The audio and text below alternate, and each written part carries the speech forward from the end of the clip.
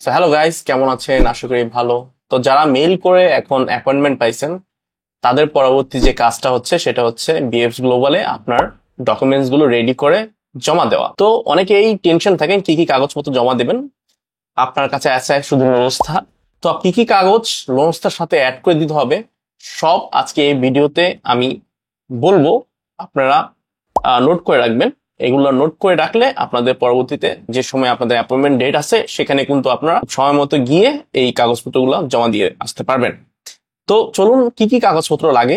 প্রথমত যে কাগজটি লাগবে আপনার প্রথমেই আমি বলবো, এক হচ্ছে আপনার নুরুস্তার অরিজিনাল কপি।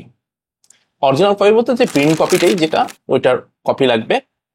আর হচ্ছে নাম্বার দুই লাগবে হচ্ছে ডি ফর্ম।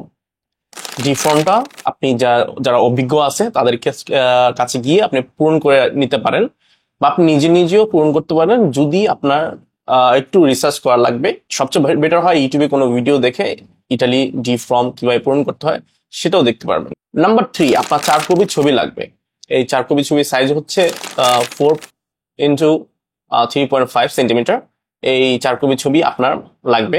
4 নম্বরে আপনার লাগবে হচ্ছে অভিজ্ঞতা সার্টিফিকেট।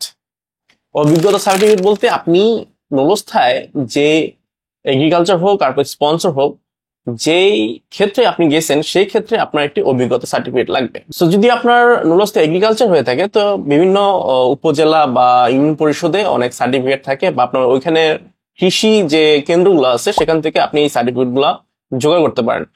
আর অনেকে ভ্রান্ত ধারণা আছে যে এটার অনলাইন কপি বা অনলাইনে তথ্য থাকা লাগবে। আসলে অনলাইনে তথ্য থাকা লাগবে না, ম্যান্ডেটরি না, বাট এটা আপনি অরিজিনালি ট্রাই করবেন দিতে। তো নাম্বার ফাইভ হচ্ছে আপনার পাসপোর্ট। আপনার অরিজিনাল যে পাসপোর্টটা আছে সেটি এবং তার সাথে সেটার একটি স্ক্যান কপি, ঠিক আছে? ওকে, নাম্বার 6 হচ্ছে অ্যাপয়েন্টমেন্টের যে ইমেলটা আছে সেটার একটা প্রিন্ট করে আপনি নিয়ে যাবেন আর কি, সেটা রাখলে ভালো। যদিও তাদের ইনফরমেশন আপনার ডেটে দেওয়া থাকে, তবু আপনি সেটার একটা প্রিন্ট কপি নিয়ে যাবেন, ঠিক আছে? সেই ডকুমেন্টস গুলাই মূলত লাগে। বাড়তি যে ডকুমেন্টস গুলো আসলে বলা থাকে এটা ম্যান্ডেটরি না, যেমন মালিকের পরিচয়পত্র, আইডেন্টি কার্ড থাকে, মালিকের আরো অনেক কাগজপত্র এখানে লেখা থাকে, আলেজ্য টাইপের কিছু পত্র, ওগুলা দরকার নেই, ওটা ম্যান্ডেটরি না। সাধারণত এগুলাই লাগে। 6 নম্বর পর্যন্ত এনাফ। তো নাম্বার 7-এ আপনার বিএস গ্লোবাল এম্বাসি ফি মোট 18,000 টাকা আপনার লাগবে। সেই টাকাটা নিয়ে যাবেন ওটার সাথে, ঠিক আছে? আর বিআইপি সার্ভিস বলতে আসলে তেমন কোনো সার্ভিস না। অনেকে আপনি ফেসবুকে হয়তো শুনে থাকেন বিআইপি সার্ভিস বিএস গ্লোবালে আছে। হ্যাঁ, ওটা নিলে হয় কি আপনার ফাইলগুলো গোছানো হয়, কোনো ভুল টুল থাকলে তারা ঠিক করে দেয়।